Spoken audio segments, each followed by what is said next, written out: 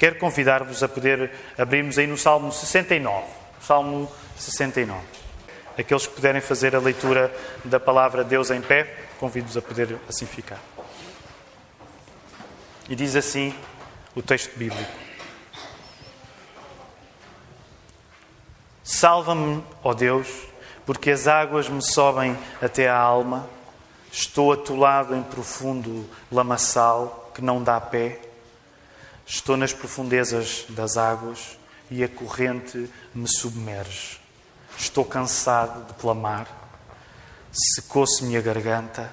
Os meus olhos desfalecem de tanto esperar por meu Deus. São mais do que os cabelos da minha cabeça os que sem razão me odeiam.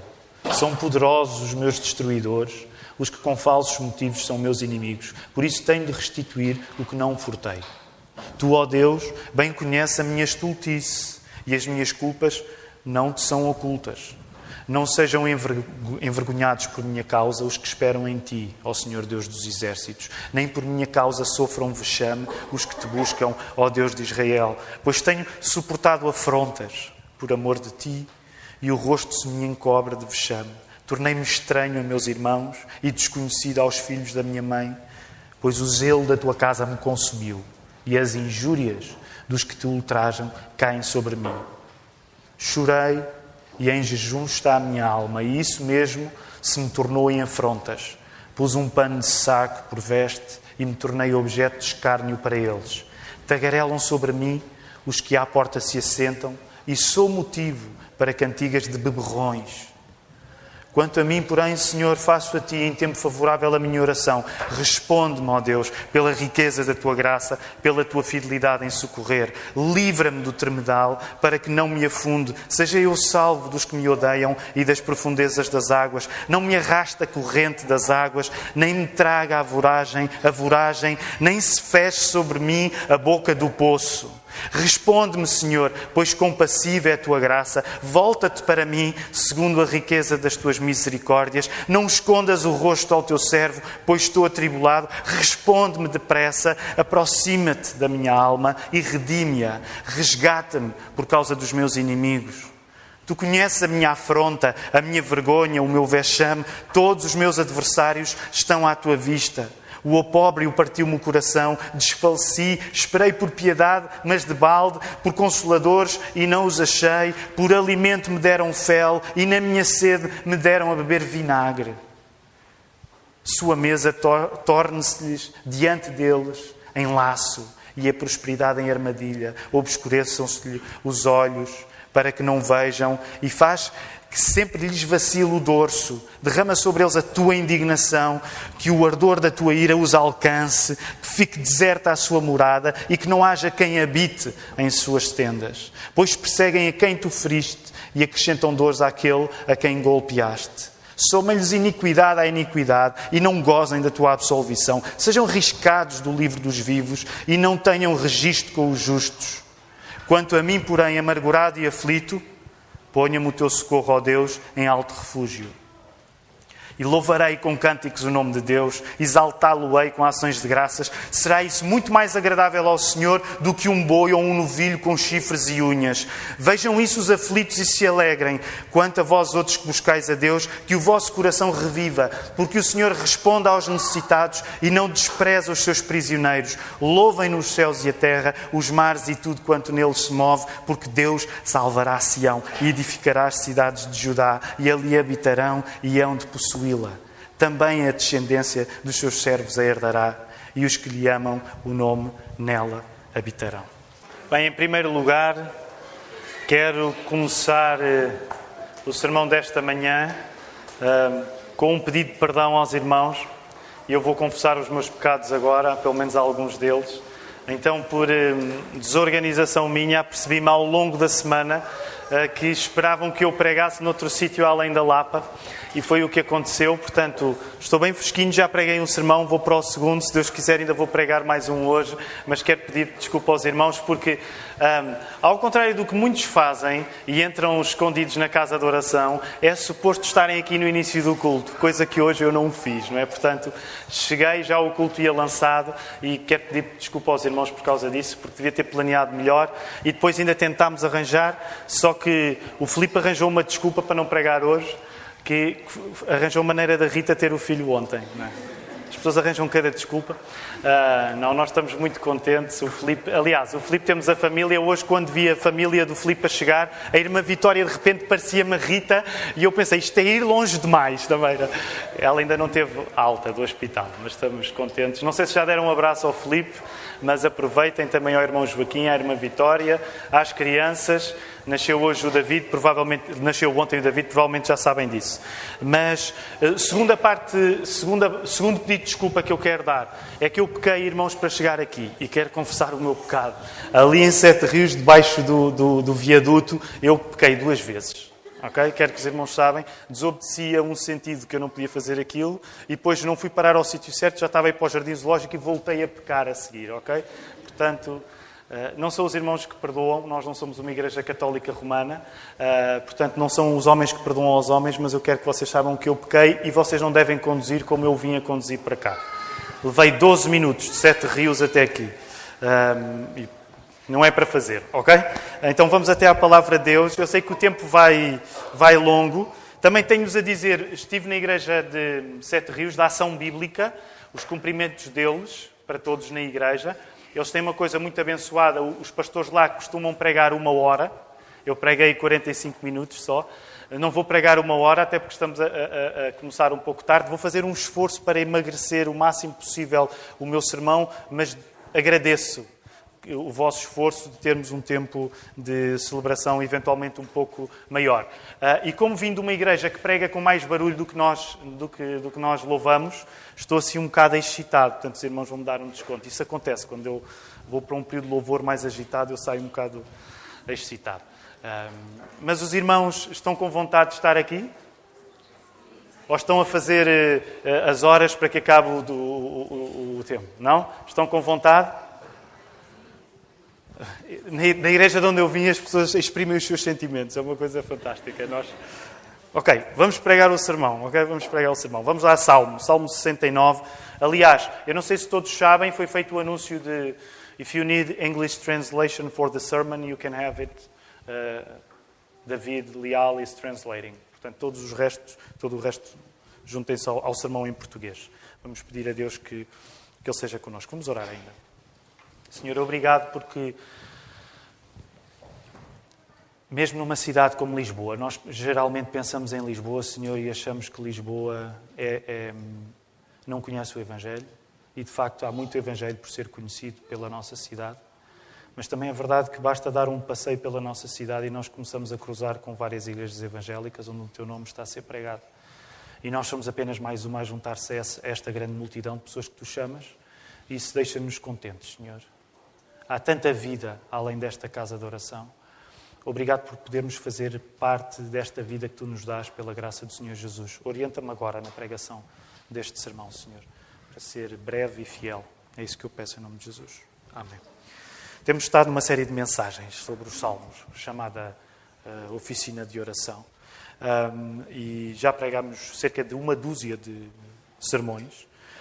E hoje estamos de volta de um texto que é um texto denso. O Salmo 69 é um texto puxado, permitam-me usar a expressão.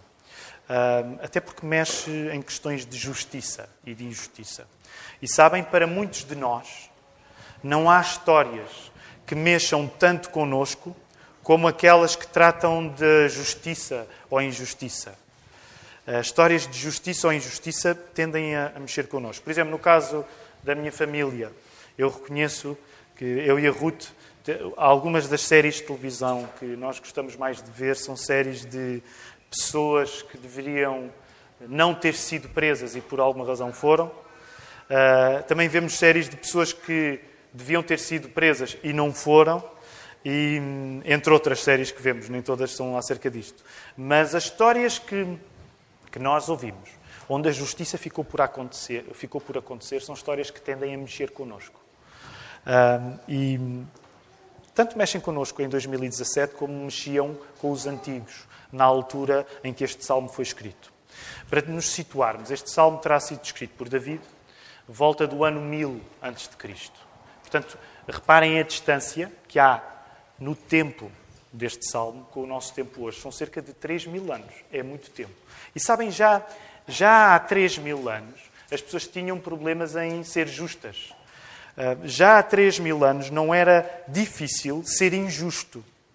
E alguns dos métodos que eram usados há 3.000 anos, que hoje nos podem parecer um pouco estranhos, eram talvez uma maneira de reconhecer que a justiça, às vezes, para acontecer, precisa de uma ajuda das circunstâncias. Ou seja, se hoje é difícil ser justo, já há 3.000 anos era difícil ser justo, e um dos métodos, que eu já vou descrever qual era, um dos métodos que os antigos às vezes usavam para tentar ser justos, era pedir às circunstâncias, vamos usar a expressão, pedir à sorte, que a sorte se manifestasse para que pudesse haver justiça. E, por exemplo, para terem ideia, para os antigos, ser justo poderia-se resolver com este método.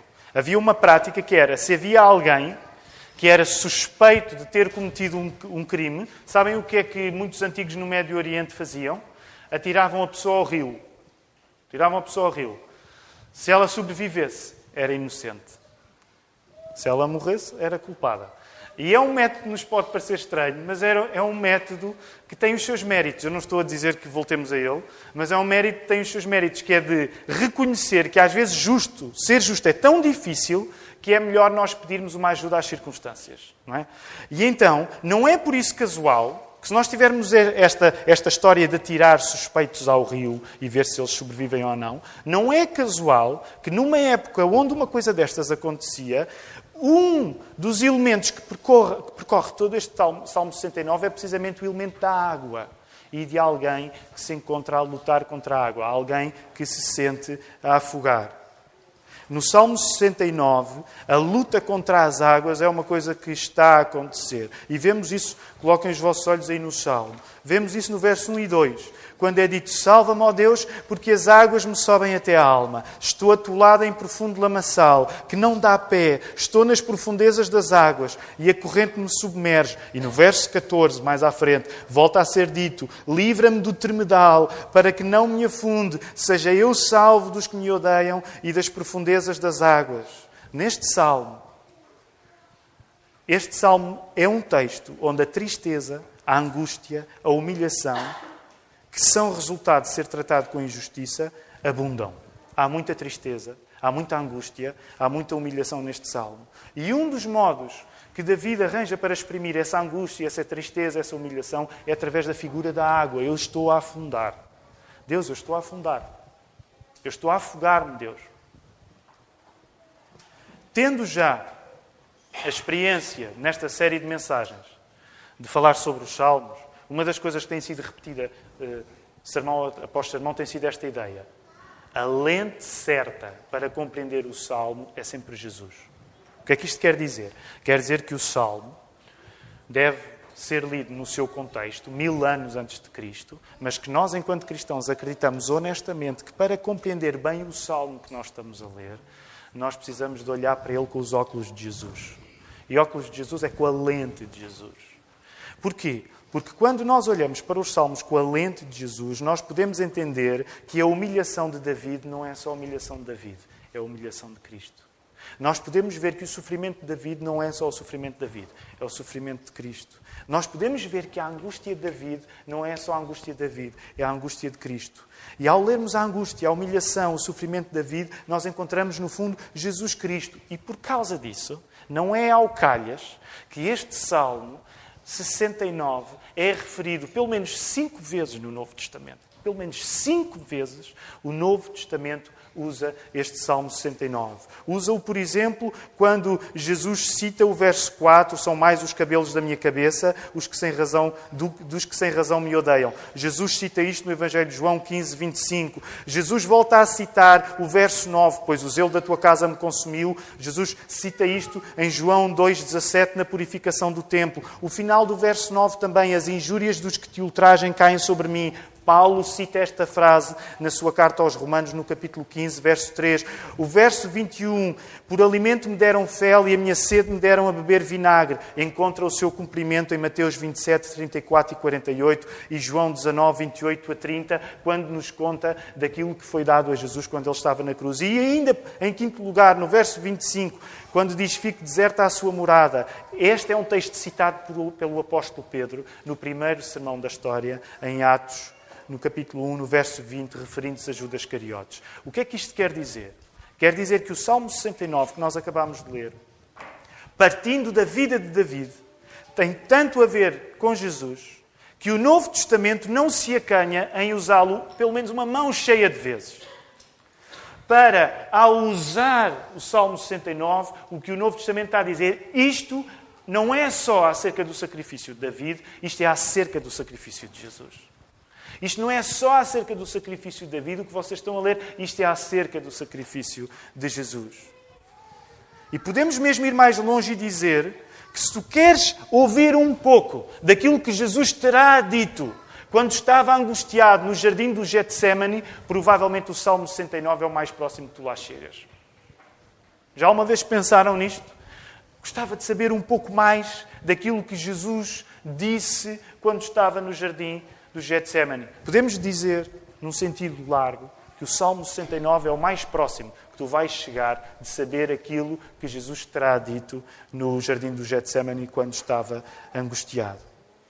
E por isso o meu desafio esta manhã é que nós possamos olhar para o elemento da água, no afogamento, na sede, e olharmos para este elemento da água para ter uma perspectiva acerca de como nos devemos guiar em circunstâncias de falta de justiça. Portanto, o meu desafio é este. Eu vou tentar ser breve. Olha para a água que está espalhada pelo Salmo 69, quer quando ela aparece em afogamento, quer quando ela aparece em sede, e a partir da água pede a Deus que te oriente em circunstâncias onde tu tens de ser justo e onde tu tens de confrontar a injustiça. Este é um pouco o propósito da mensagem esta manhã. E quero, por isso, começar por concluir três coisas rápidas que o texto nos explica acerca de pessoas que são injustiçadas. Três coisas que o texto nos mostra acerca de pessoas que são injustiçadas, que sofrem injustiça. Em primeiro lugar, alguém tratado injustamente é alguém que não consegue determinar a sua própria direção. À semelhança de alguém que se afoga e que não consegue nadar, não consegue ir para o lugar que quer. Quando tu és vítima de injustiça, quando alguém é vítima de injustiça, tu tens um lugar onde queres chegar, mas tu não consegues chegar lá. Nesta igreja há algumas histórias de afogamento. Graças a Deus, afogamento não final. Não é? Mas há algumas histórias de pessoas que já tiveram a experiência de se afogar e que, graças a Deus, não se afogaram totalmente. Uma das coisas mais pavorosas que existe, e eu nunca tive uma grande história de afogamento, mas uma das coisas mais pavorosas que existe quando nós passamos dentro do mar ou numa piscina dentro da água pelo medo de afogar, é que nós sabemos bem o lugar onde queremos estar, que é fora dali, mas não conseguimos chegar lá. Há alguém que está a ser injustiçado sente a mesma coisa. Eu não devia estar neste lugar, eu devia estar noutro. Mas por causa da injustiça a pessoa não consegue chegar lá. A injustiça é impedir alguém de estar no sítio onde devia. E a injustiça impede a pessoa de estar no lugar onde devia. E entre os versos 1 e o verso 4, e no 4 em particular, nós temos uma descrição vívida do cansaço, da secura, do desfalecimento próprios de uma pessoa que é injustiçada. E deixa-me perguntar, já uma vez te sentiste assim? Já uma vez te sentiste realmente cansado? Realmente seco? Injustiçado? Para alguns de nós pode ser hoje que se sentem assim. Tiago, já me senti, eu sinto-me hoje assim, eu sinto-me cansado, eu sinto-me injustiçado, eu sinto-me sedento. Quer dizer, como David, Jesus sabe o que é ser injustiçado de um modo que a pessoa não consegue determinar a direção para onde quer ir. Já pensaste nisto acerca de Jesus? Jesus é o Criador. Deus é Pai, Filho e Espírito Santo. Não há nada que tenha sido criado que não tenha sido criado também com o poder de Jesus. Tu já pensaste na circunstância absolutamente bizarra que é Jesus, o Criador, ser incapaz de seguir na própria orientação que ele preferia? Porque Jesus foi à morte submisso, cumprir a vontade do Pai, Mas como nós sabemos, ele pediu ao Pai que afastasse dele aquele cálice. Jesus sabe o que é ser vítima de injustiça. E Ele é o Deus completamente justo. Tu já pensaste na humilhação que é?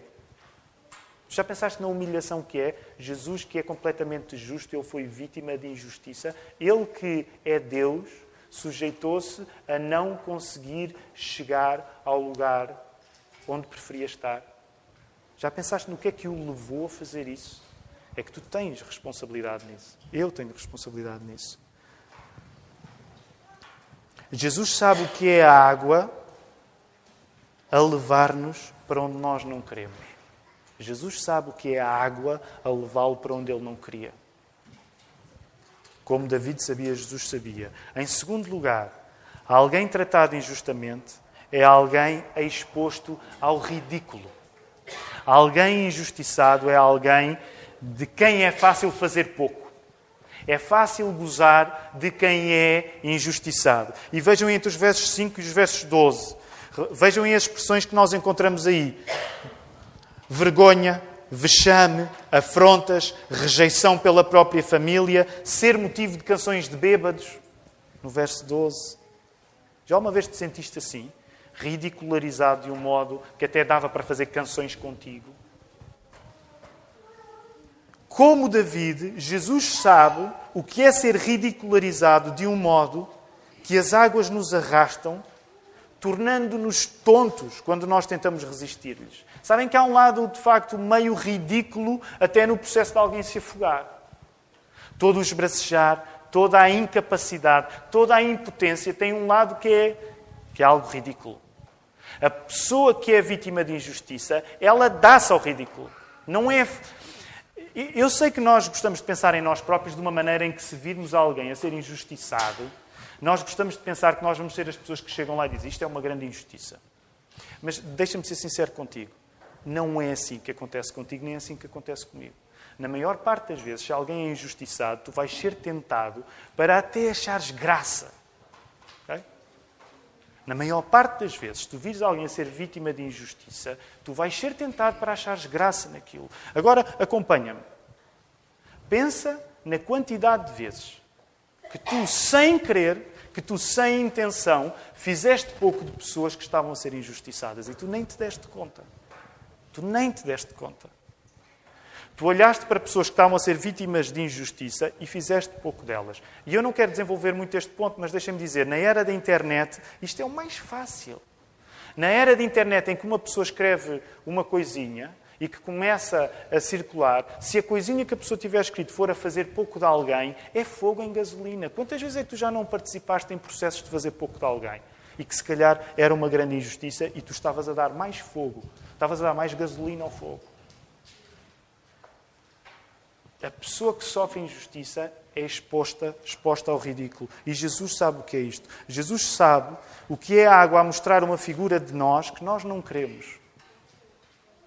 Jesus sabe o que é a água a mostrar uma figura de nós que nós não queremos. E nesse ridículo, que é ser impotente levado pelas águas, é também preciso notar que nasce uma sede para que a verdade das coisas se estabeleça. Vejam aí, por favor, o verso 9. Eu já falei nele. O zelo da tua casa me consumiu. Nós sabemos que estas palavras foram usadas para Jesus quando ele expulsou os vendilhões do templo. E aqui o que está em causa é Jesus sentir fome, sentir sede.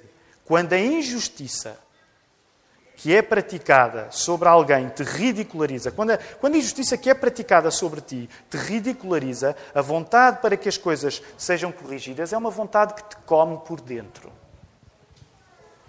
Uma das ideias que é importante nós percebermos aqui no zelo consumir, Jesus sentia-se comido por dentro quando ele chegou ao templo, e permita uma expressão, e viu aquela fantochada. Porque Jesus acreditava que aquela casa de oração era um lugar da presença de Deus, e ele estava a ser injustamente tornado um grande hipermercado. Aquilo comeu Jesus por dentro, consumiu Jesus, é uma sede, é uma fome. Quando tu és vítima de injustiça, isso come-te por dentro. E é suposto que te coma por dentro. Porque tu não te consegues render ao facto de estás a ser ridicularizado. Tu acreditas em alguma coisa que por alguma razão não está a ser respeitada. Por isso, David sabia bem o que era sentir a injustiça a comê-lo por dentro. Jesus sabia melhor. Em terceiro lugar, alguém tratado injustamente depende necessariamente de outra pessoa.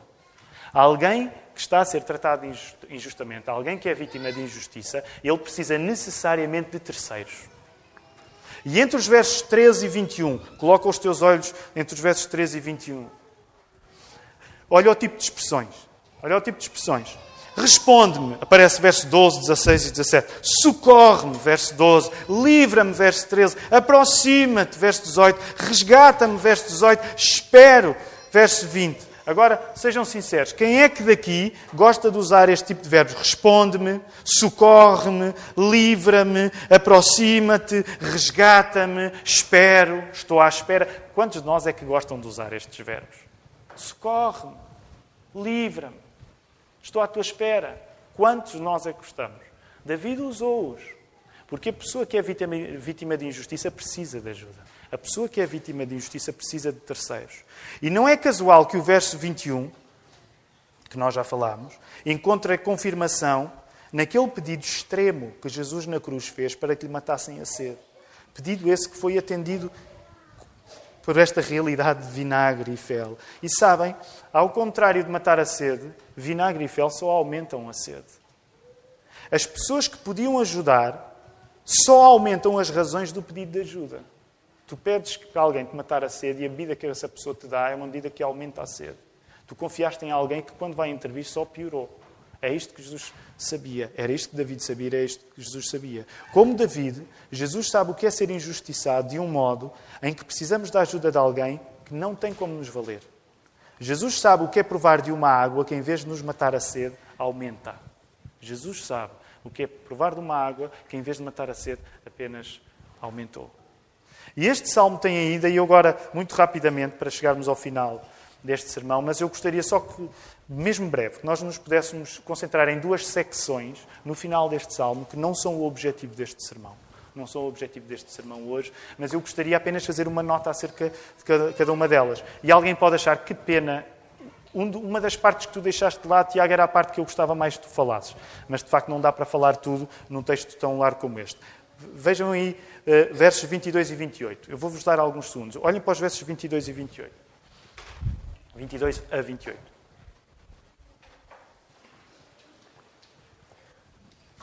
Ok, respondam-me brevemente, por favor. O que é que David está aí a fazer nos versos 22 a 28? É o momento na igreja onde se levanta para se cumprimentar e David diz aquelas coisas? O que é que David está a fazer? E já alguém disse a resposta certa, de facto. O que é que David está a fazer? David está a amaldiçoar os seus inimigos. E agora nós... Epá, eu não sabia que a Bíblia tinha espaço para maldição. A Bíblia tem espaço para maldição. Aliás, tecnicamente, o que nós dizemos nestas porções dos salmos são os salmos imprecatórios. Portanto, é o espaço em que alguém exprime o seu coração com uma sinceridade tal que ele diz uma coisa fatal aqui, que é que o livro dele, que o nome deles desapareça do livro da vida. Percebem a ideia? Que esta pessoa... Sabem qual é a maneira coloquial que nós temos de dizer o verso 28? Sejam riscados do livro dos vivos. Vocês muitas vezes já disseram isso na vossa vida, se calhar. Quando dizem a alguém, vai para o inferno. É óbvio que se dizem vai para o inferno, não podem ser membros desta igreja, mas ok, mas se calhar já houve alturas que vocês tiveram vontade de dizer vai para o inferno. É isto que David está aqui a dizer. Vão para o inferno. Agora, como é que nós lidamos com isso? Vamos limpar esta... Sabem as igrejas liberais? Sabem o que é que elas fazem? E a Igreja Católica também faz isso. Quando divide as leituras, tira a parte imprecatória dos salmos, que é para não desestabilizar, para não fazer microagressões às pessoas que vêm aos sermões. Então, limpa. Isto é palavra de Deus. Agora, também é verdade que é importante dizer uma coisa acerca disto. Estas pessoas, David, estava do lado de lá para nós, mas de cá. A cruz ainda não tinha acontecido. O que é que isto significa? Como Jesus ainda não tinha morrido na cruz, Deus ainda não tinha recebido a medida final para que a justiça dele fosse cumprida. A medida final da justiça de Deus só se cumpre na cruz. como David vive antes da cruz, ele pega numa linguagem de maldição, porque a maldição das maldições ainda não aconteceu. E sabem qual é a maldição das maldições? É a cruz. É paradoxal, porque a cruz também é a bênção para nós. Mas a cruz foi a maldição das maldições. E como a cruz ainda não tinha acontecido, as pessoas que confiavam em Deus tinham espaço para pedir maldição para os seus inimigos. Sabem, depois de Jesus, como é que os seus seguidores oram? Por exemplo, Estevão, o que é que fez? Quando estava a ser apedrejado, disse assim: Senhor, que estas pessoas que me estão a tratar injustamente vão todas para o inferno. Foi isso que Estevão disse? O que é que Estevão disse? Parecido com aquilo que Jesus tinha dito? Perdoa-lhes. Perdoa-lhes. Porquê? Porque quando a justiça já está completamente cumprida na cruz, tu já não amaldiçoas os teus adversários. Tu pedes perdão para eles, porque foi assim que tu chegaste a Deus também. É por isso que nós não amaldiçoamos as pessoas. É por isso que nós podemos compreender a linguagem imprecatória dos Salmos. E depois tem uma última coisa, um último bloco que eu gostaria de chamar a vossa atenção também. É estranho, este salmo tem a sua estranheza. Reparem, tudo é dor, tudo é angústia, tudo é humilhação. Nós conseguimos compreender que David amaldiçoou os seus inimigos, mas depois tem esta coisa, sempre complicada de perceber, que é no verso 29 e para o 30 há uma viragem. E a mesma pessoa que ainda agora estava triste, parece que lhe deu uma coisa e que se esqueceu de tudo. Parece uma espécie de bipolaridade em David. Ainda agora se estava a queixar e como é que começa? Verso 30 até ao final. Louvem ao Senhor, louvem ao Senhor, louvem ao Senhor. Já noutras ocasiões vos temos falado nisto, de que os salmos são intencionalmente largos na expressão emocional, porque todas as expressões emocionais encontram espaço para poderem ser ouvidas por Deus. E uma das coisas interessantes para nós lermos num salmo que é acerca do sofrimento é entender como é que o louvor a Deus pode fazer parte do sofrimento. Como é que uma pessoa que está a ser tratada injustamente pode continuar a louvar a Deus? E deixem-me dizer uma coisa, provavelmente esta é das coisas mais difíceis de aceitar na nossa fé cristã. É que, apesar da injustiça, nós continuamos a louvar a Deus. Esta será das coisas mais difíceis que pode acontecer. Apesar da injustiça, a pessoa continua a louvar a Deus. Porquê? Por uma razão. Em relação às palavras de louvor que aqui estão, que nos podem parecer deslocadas, depois de um contexto tão grande de injustiça, quando estamos no meio das nossas angústias, nós temos de reconhecer que a nossa tendência é descambar em autocomiseração. Concordam comigo? Já temos falado nisso noutras ocasiões. Quando nós estamos a ser vítimas de injustiça, a tentação é nós termos pena de nós próprios. Concordam comigo ou sou eu a única pessoa tentada pela autocomiseração aqui? Concordam? E permitam-me um à parte. Eu sei que o sermão já vai longo. Permitam-me um à parte. Lembram-se de um momento na Bíblia onde alguém sugeriu que a autocomiseração era uma solução?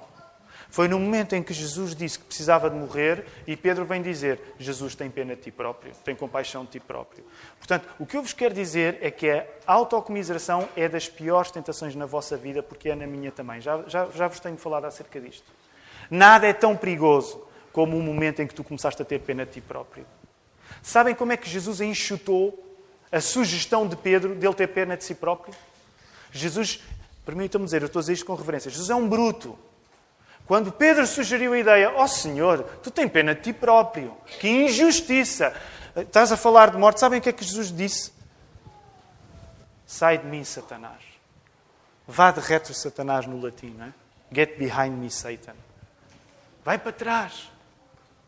E a minha pregação não é acerca da autocomiseração, mas uma coisa que eu te quero dizer é que no momento em que tu começas a ter pena de ti próprio, o que tu tens de dizer é: diabo, vai-te embora. Não quero ter nada contigo. E permitam-me, eu sei que estou a exagerar um pouco, mas nós vivemos numa cultura de autocomiseração. Todos temos pena uns dos outros. Vocês já me ouviram a dizer isto. Sabem porque é que oramos pelos cristãos perseguidos? Para não termos pena uns dos outros. Porque eles sim estão a sofrer. Eu passo a vida a dizer isto. Não tenhas pena de ti próprio. Tem pena da Ásia Bibi. E sabes uma coisa interessante? Ela não tem pena de si própria. Eu não sei, não fui vê-la. Mas pelo testemunho que chega, estas pessoas não têm penas de si próprias. Sabem porquê? Porque eles sabem que o louvor a Deus é o antídoto para a injustiça. Sabes o que é que cura os momentos onde tu te sentes injustiçado? Não é tu teres pena de ti próprio. Essa é a solução do diabo. O que cura é tu louvares a Deus. Porque tu sabes que Deus pode usar o teu sofrimento para uma coisa mais além. Deus pode usar o teu sofrimento para uma coisa mais além. E por isso tu resistes à autocomiseração. Sabes, quando tu tens pena de ti próprio, o que estás a dizer é: Deus não vai usar este sofrimento para coisa nenhuma, Deus fracassou. E eu tenho pena de que Deus tenha fracassado porque sou a maior vítima disso. Eu não estou a dizer que é isto que nós sentimos conscientemente. Eu não sinto isto conscientemente. Mas apercebo-me de cada momento em que eu começo a ter pena de mim próprio, o que eu estou a dizer é: Deus não faz bem o seu papel e isto é uma tragédia. E quem ganha é Satanás, não é Deus. Portanto, esta secção final está aqui no Salmo 69 para tu saberes que o antídoto para a pena que tens de ti próprio, para a injustiça, que às vezes pode ser mesmo injustiça, mas é tu louvares a Deus. O louvor a Deus é a cura para a pessoa que se sente injustiçada. O que é que Jesus disse? Não seja feita a minha vontade, mas a tua. Isso é um gesto de louvor. Deus, tu é que sabes. Quero terminar com 3 desafios de oração. Neste caso não são 3, são 4. Rapidamente, tomem nota, por favor. Aqueles que usam para tomar nota. Nós, em cada sermão desta série de mensagens, sugerimos exercícios de oração, porque somos uma igreja que ora pouco e que tem vergonha de orar pouco. Mas não queremos ter pena de nós próprios por orar pouco. Queremos é começar a orar mais, não é? Não tenhas de ti próprio: eu oro tão pouco. E começas a alimentar-te as tuas lágrimas. Se oras pouco, começa a orar mais. Começa a fazer estes exercícios. Ok, primeiro exercício. Começa por reconhecer que ser justo nem sempre é fácil. Eu não me quero perder aqui, o sermão vai longo, mas sabem, uma das coisas que mais me irrita nos cristãos é eles falarem com presunção que são justos. Olha, há uma diferença entre ser justificado e ser justo. De facto, justificado, tu foste feito justo pela justiça de Jesus Cristo na cruz. Mas isso não quer dizer que tu és, por definição, uma pessoa que vai tomar decisões justas. Por definição, tu és um pecador e a tua tendência é tomar decisões injustas. Lida com isso. É por isso que tu precisas de um Salvador.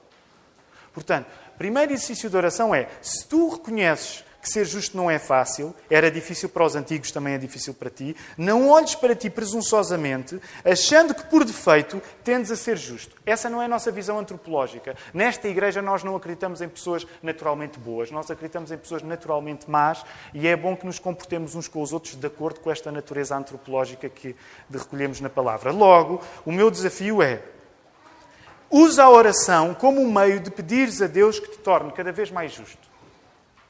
Portanto, primeiro exercício bem simples. Começa a orar: Deus, torna-me mais justo, porque eu sou uma pessoa com queda para a injustiça. Alguns de nós sabem bem o prazer que é, quando alguém está no chão, ir lá e dar mais. É fácil. Quando alguém está no chão, ir bater. A pessoa já está no chão. E, primeira coisa, pede a Deus para que te torne uma pessoa mais justa. Segunda coisa, pede a Deus em oração aquilo que este salmista pedinchou. Pede a Deus que Ele não te deixe afogar. Tu tens liberdade para pedires a Deus liberdade. Pede a Deus. Se tu tens um problema, vai, chateia a Deus. Deus, livra-me deste problema. Não tenhas vergonha de pedir coisas a Deus. Eu quero ser justo aqui, mas quero dizer-vos uma coisa. A vergonha de nós pedirmos coisas a Deus é, no fundo, uma... Quando eu tenho vergonha de pedir ajuda, é apenas sinal que eu tenho um síndrome de omnipotência. Ok? Quando eu tenho vergonha de pedir ajuda, é sinal que eu acho que sou totalmente capaz. Ora, isto não bate certo com a fé cristã. Se tu sentes vergonha de pedir ajuda, tu tens um problema de exagerada autoestima e tu tens de pedir ajuda a Deus para não teres vergonha de pedir ajuda.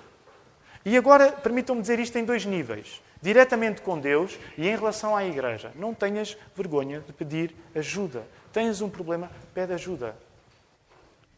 Deus tem liberdade para te dar. Pede a Ele, pede à igreja. Jesus disse que se nós que somos maus não damos escorpiões quando os nossos filhos nos pedem peixes para comer, as imagens de Jesus são incríveis. Jesus, que imagem! Qual é o pai que vai dar um escorpião? E é essa a imagem de Jesus. Se tu que és mau, quando o teu filho tem fome, lhe dás comida e não lhe dás... Por exemplo, fomos à Água de Madeiras, eu vi um sapão deste tamanho, assim, gordo, assim, a andar de um lado para o outro. E eu pensei, isto era também uma boa analogia para Jesus. Eu não estou a dizer que Jesus devia ter dito, mas que é: filhinho, tens fome? Olha aqui o que o papá trouxe para ti. E assim, um sapão gordo, não é? Desculpem, a minha imaginação a ir onde ela não deve ir. Mas se tu que és mau e que tens ideias estúpidas como eu tenho, não as cumpres em relação aos teus filhos e às pessoas que amas, por favor, vai pedir coisas a Deus para Ele te dar. Vai! Porque Ele é um pai. Foi assim que Jesus o apresentou. Terceiro e penúltimo, estamos a chegar ao fim. Eu pedi aos músicos que pudessem já, só para depois cantarmos mesmo ainda no final. Terceiro, pede a Deus em oração para os ridículos que tu atravessas não te fazerem perder a sede pela justiça. Este dava para um outro sermão, ok? Mas pede a Deus para que, se passas por alguma coisa que te faz sentir ridículo, que o ridículo que tu estás a atravessar não te impeça de tu continuares em busca de justiça. Sabem qual é uma das maneiras que Satanás usa para nos fazer desistir de querer ser justos? Uma das tentações que Satanás usa é: se tu te esforçares para ser justo, vais parecer ridículo aos olhos dos outros. Querem que dê exemplos? Porquê é que, se nós acreditamos que a vida é sagrada, porquê é que nós não fazemos nada contra o aborto? Porque falar no aborto hoje, anos depois dele ter sido, vai fazer de nós pessoas ridículas aos olhos dos outros. Porquê é que nós não nos estamos a preocupar com a questão da eutanásia? Porque sabemos que, se nós formos a... Não é como agora aconteceu com o Gentil Martins. Foi crucificado. É crucificado. Porque é fácil ele ser ridículo. Então o que é que tu pensas e eu penso? Eu não estou para ser tratado como estas pessoas andam a ser tratadas. Deixa-me piar fininho e ficar calado. O aborto já é lei, a eutanásia, se calhar é melhor não mexer nisto, e nós cristãos demitimos-nos tudo, porque ninguém quer fazer, permitam uma expressão, figura de urso. Então tu desistes de lutar por aquilo que é justo. Pede a Deus em oração para que não tenhas medo de sentir ridículo se com isso estás a lutar pela justiça. Bem-aventurados os que têm fome e sede de justiça, porque serão fartos. Jesus disse. Por fim, pede a Deus que te faça perder a vergonha de pedir ajuda a outros, bem como te dê a coragem de ajudares as pessoas que precisam. Vou voltar a repetir rapidamente os 4 desafios de oração. Usa a oração como um meio de pedires a Deus para te tornar mais justo.